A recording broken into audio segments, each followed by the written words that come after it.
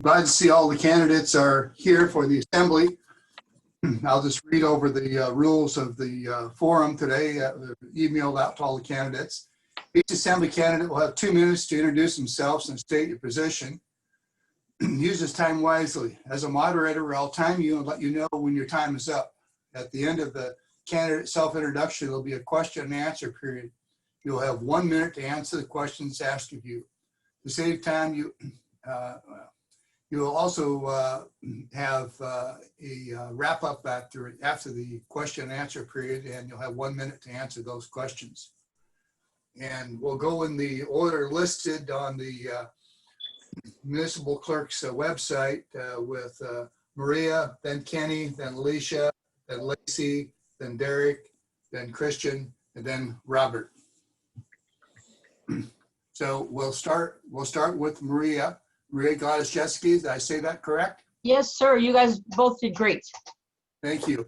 Go ahead, introduce yourself. You have 2 minutes. Thank you. Thank you to the Rotary for doing this. You guys are awesome. 2 pages of Zoom at 7 o'clock in the morning is really impressive. So you definitely committed to the community. I'm running for the area-wide seat. It's Maria Gladys-Jeske. I'm running unopposed, so your decision for this seat is fairly easy. I still hope to earn your vote, however. I have lived in Juneau for the last 3 decades. I was on the Planning Commission for about 11 years, and I've been on the Assembly for 6. So I've elected, it's my 3rd term.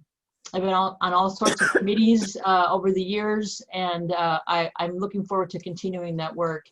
I've been honored to be on the Assembly, and I always say that I work for all of Juneau, not just for people who agree with me or who voted for me.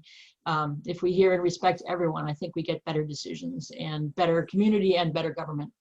So I'm running because I'm concerned about the future of Juneau, and I have experience that I think will be helpful as we navigate these rest of these crazy times. I know I've made a measurable difference in how the city has responded in the last 6 months.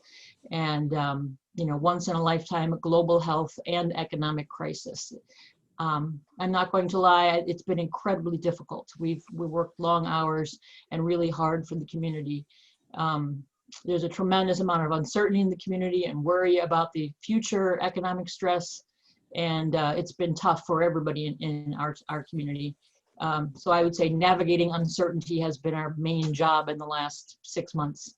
But fellow assembly members stepped up and city staff stepped up and the community stepped up and have been kind to each other and working and helping out. So I'm proud of the whole community and I look forward to continuing the work in the next few years. Thank you, Maria. Princess Leia is helping me out here. Next, we'll have Kenny for District 1 seat. Go ahead, Kenny. Thank you, President Doug, fellow Rotarians and honored guests. My name is Kenny Solomon Gross. I'm a longtime Juneau resident whose family owns and operates a multi-generational business, Gross Alaska Theaters. I'm a husband and a father who raised 2 sons by myself before meeting my wife Raquel and her son a little over 5 years ago. I serve as the Vice President and General Manager of Gross Alaska Theaters, and I started my career in the theaters in 1981 and then expanded my horizons by moving to Las Vegas. The truth of the matter is, I didn't want to work for my dad anymore. So I went down to Las Vegas and I worked my way through the casino and gaming industry. I started off as a casino dealer and worked my way to being one of the casino managers at Caesar's Palace. During 9/11 and Hurricane Katrina, I was one of the crisis managers to help guests and employees navigate through those terrible events. I will use these same skills on the Assembly as we work to recover from the pandemic and the resulting impact on our economy. I returned to Juneau in 2007 to join my sister in running our family business. I currently serve on the Bartlett Hospital Board, the Board of Equalization, the Bartlett Hospital Foundation Board. I'm the Vice President of Downtown Business Association and the President of the Glacier Valley Rotary Club, of course, the fun club in town. As you can see, I truly embrace my role of service above self.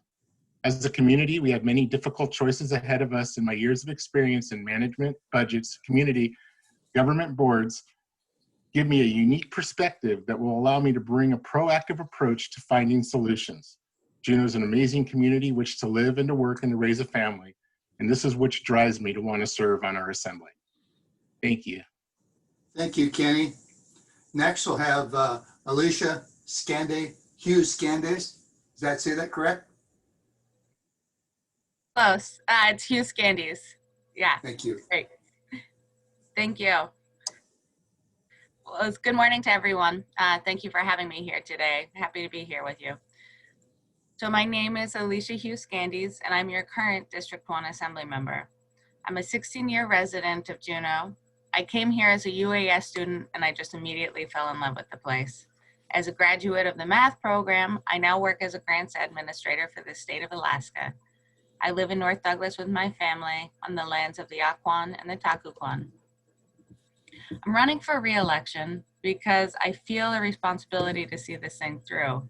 As somebody who is part of the initial response to the COVID-19 pandemic, I feel a real duty to make sure that Juneau comes out on the other side of this thing in good shape and ready to thrive. As much as we all wish it was, the pandemic is still not over. There are still important policy decisions to be made. There's going to be a budget to balance in a very tough time. And I believe my experience on the Assembly working on these issues would be an asset to the community. In addition to navigating the economic fallout, I'd like to see the Assembly continue making progress in expanding childcare slots, affordable housing, and addressing homelessness. You know, we've taken a major blow, especially our tourism sector. Our restaurants, our bars are struggling to survive after closing their doors for the health and safety of the entire community.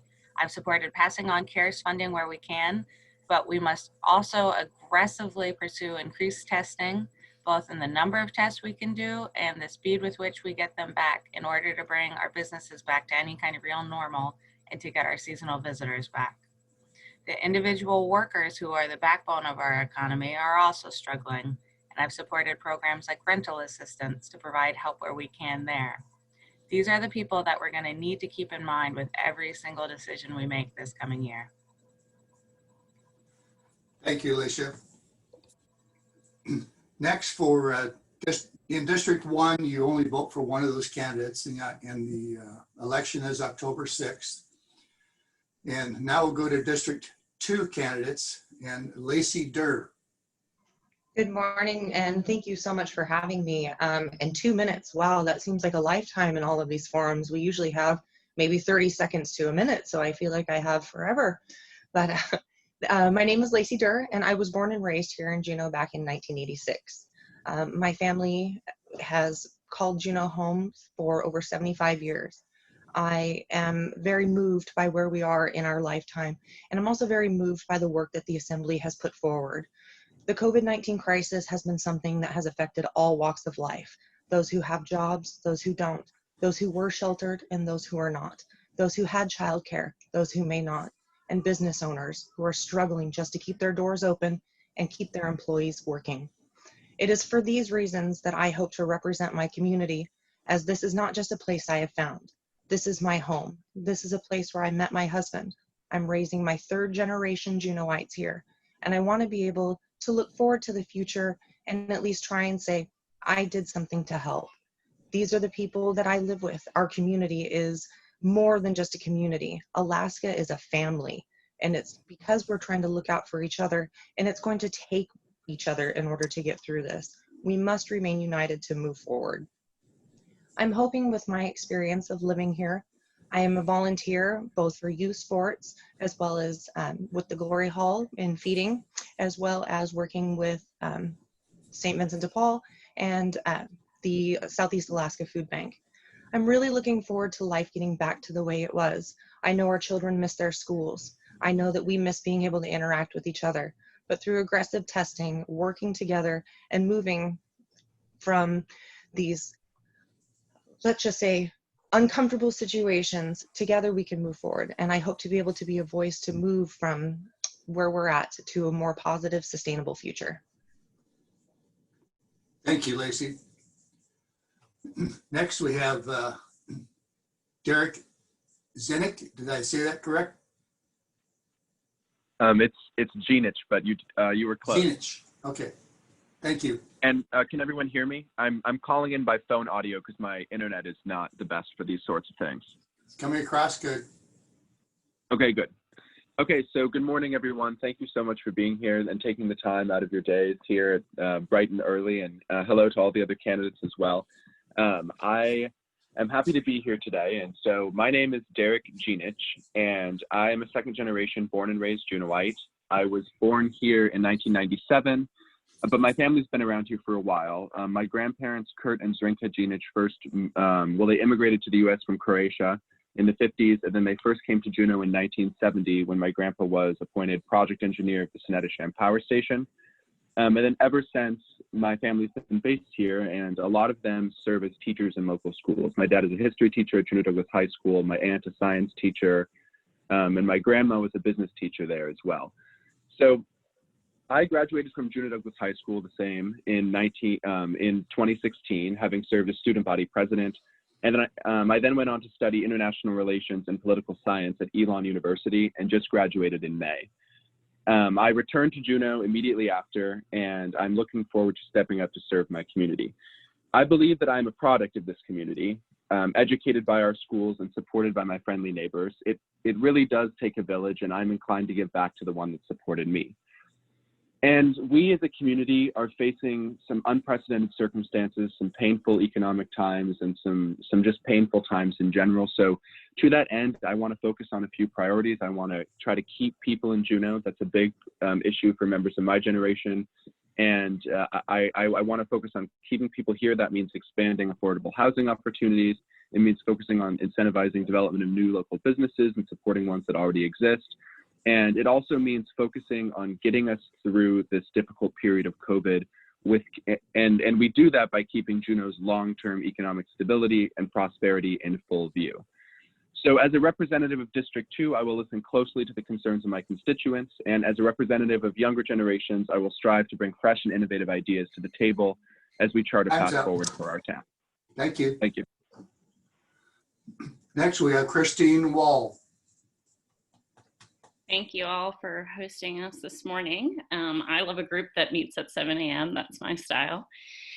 My name's Christine Wall. I moved to Alaska 11 years ago to get my master's in fisheries, and like many before me, realized this was my place and decided to stay. Now I own a home on the Mendenhall Peninsula with my husband, Peter.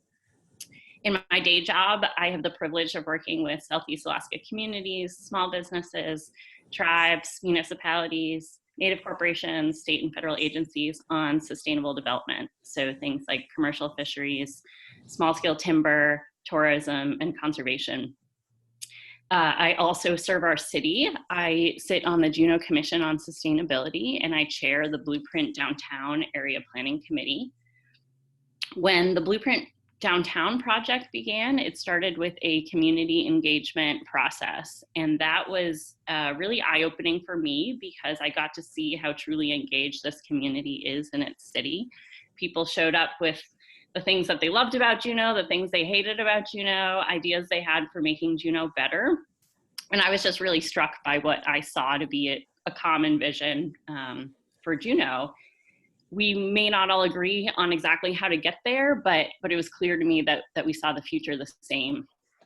And I think this is a really important moment, a really hard but important moment in time, that we need to not only be thinking about protecting our health and safety, but rethinking how we build towards that collective vision. And I want to be part of that conversation, which is why I'm running for assembly. Thanks. Thank you, Christine. Next, we have Robert Shoemake. Go ahead, Robert. You have 2 minutes. Unmute yourself, Robert. There you go. All right. Thank you. I'm Robert Shoemake, and I'm running for City Assembly in District 2. I've served in the Navy on submarines. I worked all over the country as a ferry captain.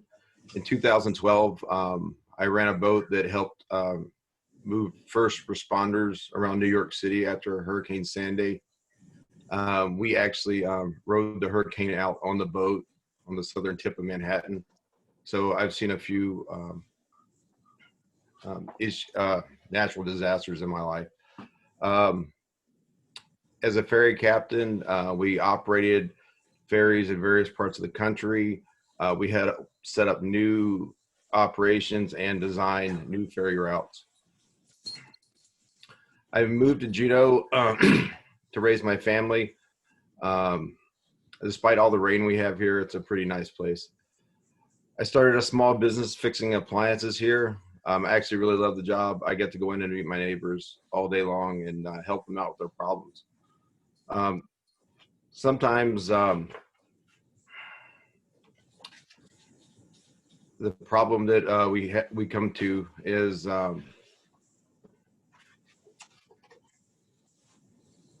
it makes better sense for that person to say go see a different company or get a new appliance, and that's despite my bottom line. I personally just like helping people, and I think as a small business owner, going through the times we're in right now, the skills I have should be very useful. Making budgetary decisions on deciding there's some things we really have to have, and then there's some things that we really want. And making that decision is going to be a hard decision with the upcoming budget crisis we're coming into. Thank you, Robert. Thank you. Next, we're going to have a 1-minute question and answer session. And in answering the questions, the first round of questions, we'll start with Maria. Who in the Rotary Club has a question of the candidates? Just speak up. What's the position on the bond proposition that's up, given our financial situation? Maria, go ahead. You have 1 minute. Sure. Thanks for that question. I'm supportive of the bonds. The first threshold is that the projects are needed. Schools, energy efficiency, building maintenance, DZ, Gastineau, Riverbend, all of them need some needed maintenance. I, in general, am not a fan of bundling things together. This came together, however, really quickly, and we were juggling, trying to get it on the ballot, and the truth is we didn't have great estimates about how much each of these things would cost. So we put them all in a bucket, and I was really important to me that they were bread and butter projects that would employ as many as possible of people who live here in Juneau. And we confirmed that during the last economic crash, that public spending can be a key in economic recovery. We do have the debt capacity to take on this debt. So I think it's a reasonable amount, and I think the projects are needed. So thanks. Kenny, 1 minute. So I am not a fan of bundling at all. I think each project needs to stand on its own. In this particular case, though, I want to get people back to work. School roofs need to be done. It is true that when you invest back into your community, the community starts thriving, and it is an economic driver. There's a lot of gray area in this bond. So we got $5 or $6 million for roofs, and then there's another $9 million where they're saying it could be used for energy efficient. They're saying it could be used for parks. They're saying it could be used for roof at Treadwell Arena. I can guarantee you, if I am elected on the assembly, I will guarantee that our taxpayer funds, go to what they're supposed to be going for streets and for infrastructure improvements and things that are going to be used to drive the economy. Thank you, Kenny. Next, we'll have Alicia. Hi, thanks. So I'm supportive of these bonds. As Maria noted, when we did send it to the ballot, it was a speedy process to meet those deadlines, and we felt as a group that it was important to get these on the ballot as a means of economic recovery.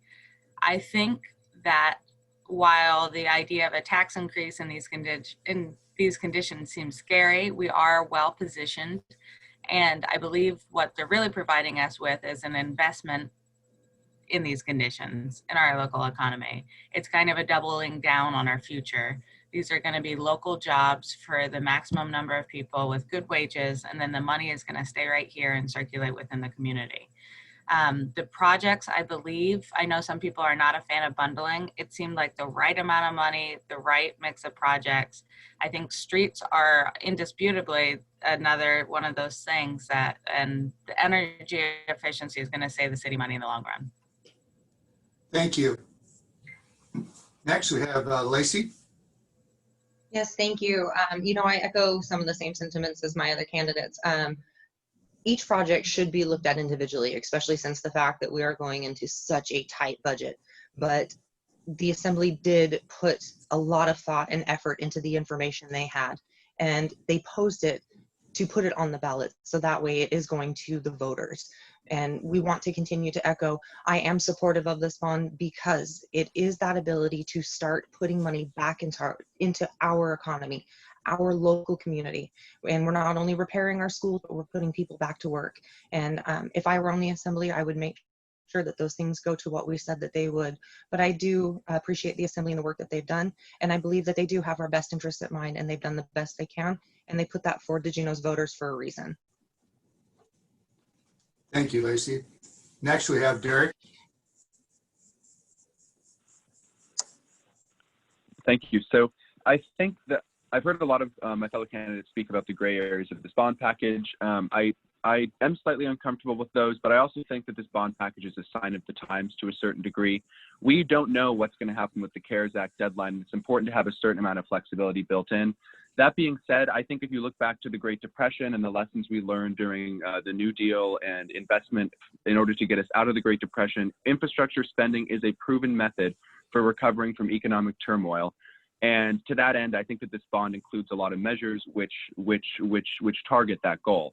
As Maria mentioned, there's a great deal of focus on school maintenance and improvements. I think it's unfortunate that CBJ and its departments are so often behind on maintenance, but all of these projects do get people working. They invest in local companies, and they create jobs locally.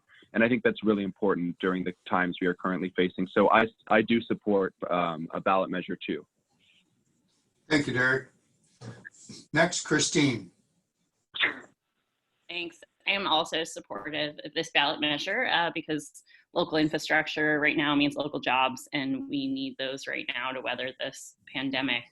As other candidates mentioned, these are projects that the community needs, school roofs, better roads. As a member of the Juneau Commission on Sustainability, I've actually got a preview of some of the energy efficiency projects that are being proposed, and those will save our city money in the long run. So I think the full suite of projects was a good choice. Thanks. Thank you, Christine. Next, Robert. So I support the bond package as long as the city assembly follows through and uses this money for what it's stated in the current bond package. I'm hesitant towards putting that money or supporting that just because I'm watching how they have dispersed the CARES Act Monday, and I'm not super happy with the way that's going. We still got a lot of money they haven't used there, and so here we are talking about more money, and so how is that going to be used? It's a low interest loan. That's good business. So we need to manage it well. I think if it's managed well, it could be used definitely good to create a lot of jobs at a time where we need that. Thank you. Thank you, Robert. Does the Rotary member have another question? Rosemary's got a question. Unmute yourself. I would be interested in hearing the candidate's position on how we should deal with the homeless issue in our community going forward. Thank you. Now, Robert, I'm going to start with you. All right. So the homeless issue is multifaceted. No one solution will solve the problem. The CBJ should utilize the current resources we have in coordination with the nonprofits that are already out there working on solutions. The city should encourage everyone to work together and share information that moves us toward answers. St. Vincent's Navigator program is an excellent example of a program. This program helps identify separate and distinct issues. individuals face and assign someone to work with them. It is easy to give up when it seems like everything in life is working against you. I've been there. I was fortunate to have people help me along the way, show me the ropes, and encourage me. More effort is needed to get people to the services that need them help versus giving them a handout. And I think the Glory Hole move to the Valley is really going to help that, just because they won't be across the street from some of the things they're fighting against. Thank you. Thank you, Robert. Christine, you're next. Thanks. Yeah, well, I think people experiencing homelessness in this community need to be treated like members of our community. I think they aren't always treated that way. And I think the city needs to be proactive in finding stable, supportive housing for these people and working with the nonprofits who work tirelessly day in and day out to address these issues. They understand the issues and their root causes. Projects like Housing First, I think, are great models. My husband is a firefighter for the city, and he repeatedly remarks how much that project has impacted his job. They just have a lot less emergency calls as a result. And then moving the Glory Hall as well is something the city has wanted or the community has wanted for a while, and makes sense for us to invest in. Thank you, Christine. Derek, you're up. So I think that homelessness is both a social issue and an economic one. And I think that we need to address both the immediate need to help people experiencing homelessness get off the streets, as well as the underlying issues that lead to homelessness. I want to echo Christine's point about Housing First. I think it's a great project, and I'm glad to see that we're moving forward through the phases of construction there. I think that more affordable housing and a larger homeless shelter are good ways to alleviate the impacts of homelessness. The Glory Hall has been a long and storied institution in Juneau, but unfortunately, it cannot adequately provide for the community that it serves, especially given the restrictions placed on it by COVID-19. So to that end, I support the move. I support the new Glory Hall project, which would allow for ADA compliance and reduction of the spread of infectious diseases like COVID-19. And I also think that as we move forward, we need to focus more on affordable housing in general. And I think that this year it's especially noticeable because we don't have crowds. And I think that this is a good opportunity to really look at ourselves in the mirror and see how we can better serve the homeless population here in town. Next, to have Lacey. Thank you very much. You know, our unsheltered population, I really appreciate what Christine said. They are our community. We really need to look at them as our community members. I support the move of the Glory Hall out to here in the Valley. It is going to be a way to have a facility that we can really start building on all sides of support to move from being unsheltered to sheltered. It is a long-term change that we want. We're going to have to be looking at the mental health issues. We're going to be looking at the addiction recovery services. And we also need to begin looking at a much deeper root. These issues, a lot of these concerns that our population has begin as young adults. We need to start fostering our mental health and support services for our young youth. That way, as they move into adults, they have the support tools to move forward. I really look forward to possibly being part of the conversation and moving our unsheltered to sheltered. I think we've done a great job, and I think the Assembly has appropriated CARES Act funds that really has given a Juneau a jump start forward to really start making some positive changes. Thank you, Lacey. Next, to have Alicia. Great. This is something I'm really excited for us to focus on. If you didn't see on Monday, the mayor announced she'll be forming an ad hoc committee to work on the homeless issue. I really would like to see the city take a more active role in the planning and coordination of services. We already have a position that exists on staff, and they've done great work with many of the social services in town. But I think the social services are understandably focused each on their own individual mission. And I'd like to see that staff person take a more active role and be that kind of central glue that is looking to how these pieces of the puzzle come together and can best bring together widespread solutions for the city. We know that permanent supportive housing works better than sheltering, so I support investing our resources wisely. I support the Glory Hall move because that creates a one-stop shop for people who need several access to services. This is something we need to focus on. Thank you, Alicia. Next, we have Kenny. You're up, Kenny. Thank you, John. Thank you for this question. This is something that we all can agree of right here, right now. We're failing. We are failing right now as a city and a society on the homelessness. So we need to figure out holistically how we can do it. So I've been working on homelessness issues since 2017, being on the homelessness task force, which I was on with Maria, understanding that there's different levels of homelessness.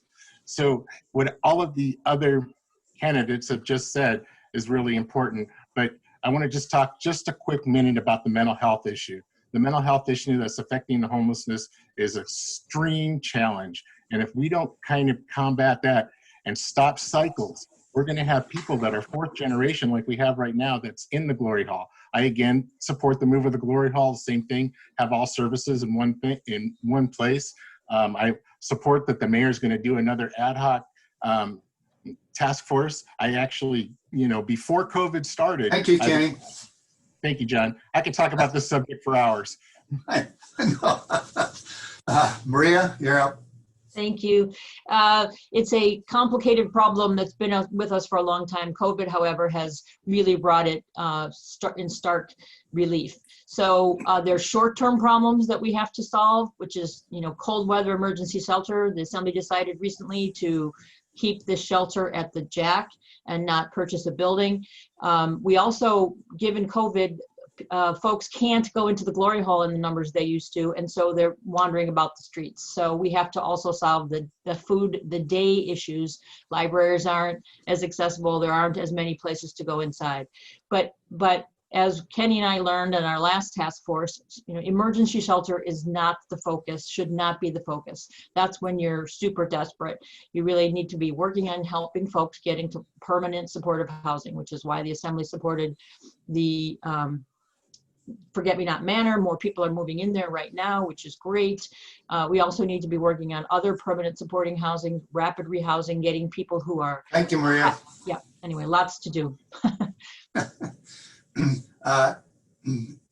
We have a question from Annette. Yes, thank you. I've been listening to your comments, and almost all of you have talked about supporting the bond issue and particularly the maintenance for buildings that we already have. So my question is, the city clearly has not been keeping up with maintenance on their buildings. What are you going to do to ensure that we take care of the facilities that we have? Thank you. This is the last question we'll have, and the questions after these questions will have 1 minute wrap up by each of the candidates. And so this question will start with Maria. Sure, thanks. Regarding the schools, the reason that there are schools on the haven't kept up quite so much yet is because of the state bond issue. Up until the last few years, the state has said we'll pay 70% and you'll pay 30% of school maintenance and school. And so we the city use that a lot. And that's how all the middle schools and various schools got good upgrades in the last decade. And that's how we have a bond debt. So much bond debt is from those projects. But the state said they would pay 70%. So the last few years, the Assembly has been reluctant to put 100% of city money into those projects because we were hoping for some assistance from the state. So that was a conscious decision to hold off on some of that in the hope that we would get 70% of the money from the state. When it's now finally clear that that's not going to happen anytime soon, that's why those things got delayed. So thank you. Yeah, that was just the part of the answer, but thank you. Kenny. Thank you, John. That's a good question. So being on the hospital board, I analyze that budget completely, and I'll do the same thing with the city. So the hospital, we have to have deferred maintenance or maintenance in there in our budget. So any kind of property that the city owns has to have some sort of line item for a budget issues. So schools, I know that she's talking about the bond issue and the state paying the bond, but there's a whole bunch of other properties that the cities own too that I believe has to be incorporated into their budgets. And I will make sure being on the assembly that I go through the budget thoroughly to make sure that there is monies in there for maintenance and upkeep of our buildings. Thank you, John. Thank you, Kenny. Alicia? Thanks. Well, I appreciate Maria giving the whole backstory on the schools because that was a good explainer on that. And it's true, we were just sort of treading water. It's absolutely true, though, that we do have other buildings. And I was somewhat horrified. And I think we were discussing Centennial Hall at the time, but we heard from the engineering department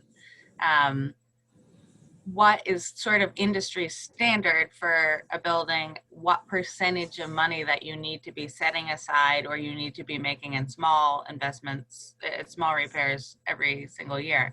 And the city doesn't do that as a matter of course. And I agree that's a real issue. I think what it will take, and I'm prepared to do this, but I think people really need to dig in deeper to the CIP, and we need to make sure that rather than continuing to chase new things, that we really are taking care of what we have and taking stock of what buildings we already own. And yeah. Thank you, Alicia. Now District 2, Lacey. Thank you very much. And I think that's also kind of a nice highlight of what we were saying with this bond package, to where we have the ability right now to start really looking at our own infrastructure and start putting money in places to give jobs locally. And I mean, that our budget is going to be painstaking, and we are going to have to look at our facilities if we're going to make it through this. But it's an opportunity to start picking our buildings back up, moving forward, and providing jobs at the same time. And with the CARES Act funding, we can start adding in, moving to sustainable energy and renewable energy. That's a high startup cost. That's what scares people away. If we have that CARES fund as we're repairing these buildings and we start putting in those renewable energy sources, we're going to start seeing our money come back in a return in a positive way. Thank you, Lacey. Next, we have Derek. Thank you. So I think that Annette is quite right. I think that maintenance is an issue in the CBJ, and that's kind of why I mentioned it earlier. I think that the schools are a somewhat unique case just because of the fund sharing between state and local government. But to be honest, there are many facilities in Juneau that have faced these issues, and it's often not until we have some sort of catastrophic issue that we all of a sudden hear about a bond package that we need to put through. So I think that we need to kind of re-examine how these departments are managing their facilities and ensure that maintenance is prioritized. I think that it's great to focus on new projects and to build new projects, but from the very beginning, they must be properly maintained. Otherwise, they start to lose that long-term profitability argument that we often use. This will save us money in the future. This will defray costs down the line. That won't happen if they're not properly maintained all the way down the line. So we need to kind of review that process, I think, and just ensure that maintenance is always prioritized and that it cannot be deferred quite so easily. Thank you, Derek. Next, Christine. I think the bottom line is the longer we wait, the worse it gets and the more expensive it gets for our city. So we need to be proactive, as the other candidates said, and including this in our budget, especially when we're thinking about our school maintenance. I know I already said this, but I think every time that we're thinking about building maintenance, we need to be thinking about energy efficiency. Heating our city buildings is actually a huge cost for the city, and there are ways that we can fix that to save us money in the long run. Thank you, Christine. Next, Robert.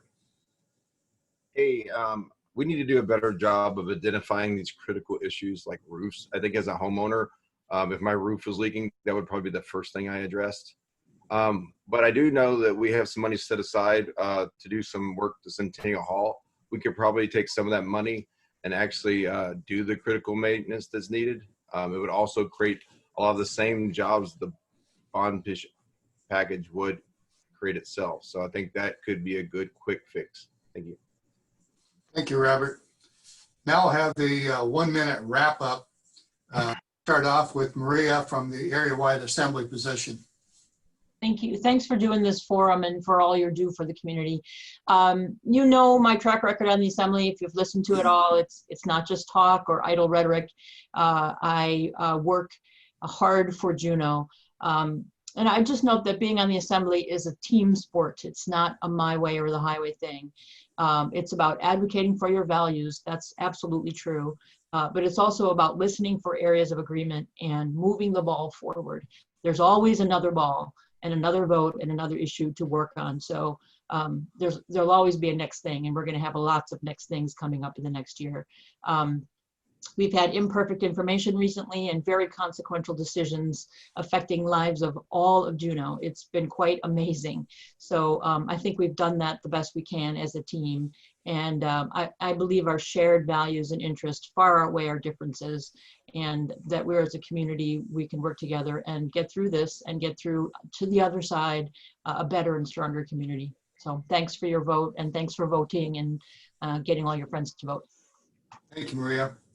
And District 1 Assembly position, Kenny. John, thank you. And I want to thank the Juneau Gastineau Rotary Club. I'm passionate about serving on the Assembly. I bring a fresh set of eyes with relevant experience to many issues that's going to be facing us in the coming months and years. Change is good. I will draw upon my experience to help find solutions to address homelessness, mental illness in our community. And I'll work hard to get medical specialists to Juneau to help serve our seniors and support actions that will provide more senior housing. Being a single parent firsthand, I know the difficulties that are facing affordable housing and childcare for families.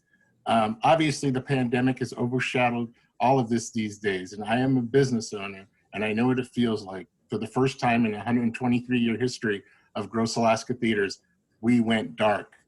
We still have many months of uncertainty ahead of us, and we need to be ready to welcome back our visitors to Juneau and restore one of the most important segments of our local economy. The time now is to plan. I will bring my budgeting experience to what is sure to be a difficult budgeting process, and I will promise. Thank you, Kenny. Okay, thank you. I just asked for everybody's support. Thank you guys very much. Alicia. Thanks. Thanks again for having us here today. You know, it really has been my greatest honor and privilege to get to serve you all already on the Assembly. Experience in this crazy time has made me love our community more than I already did. As I said earlier, my experience on the Assembly is what drives me to continue onwards, and I believe it's what sets me apart in this race. Experience matters when you're weighing the pros and cons of a public health decision. And I have that experience. They're going to have that experience having balanced the budget last year without raising taxes when money was already tight.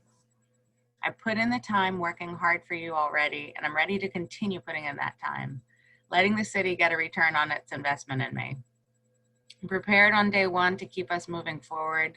I think in light of world events, that's something we need right now. I'd ask for your vote. Next for position 2 Assembly, Lacey. Thank you very much for everyone for having us this morning. I'm Lacey Durr, and I humbly ask for your vote for Assembly District 2 on or before October 6th. Juneau is not just a place to me, it is my home. The Durr family was established in Juneau back in 1944. It is through this I'm raising third-generation Juneauites in a place that we love more than anything. It is through times of great struggle and strife that we find our energy and our renewed strength to serve others. I hope to be able to bring my community through this unprecedented time and take the resources that we have been given, as we are in an incredibly unique position to move Juneau forward into a positive future, although we are in an unprecedented time in our life. I hope to be able to be part of that conversation. I hope to be able to be part of that group. I look forward to serving Juneau, and I hope to have your vote. Thank you, Lacey. Eric? So thank you to everyone for having us here. It's been an honor to be here this morning. This campaign was built from the ground up, beginning as a passion project by young people committed to effecting local change. And as a lifelong Juneauite and resident of District 2, I'm deeply committed to helping our community thrive. We are facing particularly trying times, and moving forward, we must make responsible and informed decisions to navigate our way towards a prosperous future. I believe that my experience living here and engaging with the community, my education, and my ability to engage with all generations make me uniquely suited for the position of District 2 Assembly Member.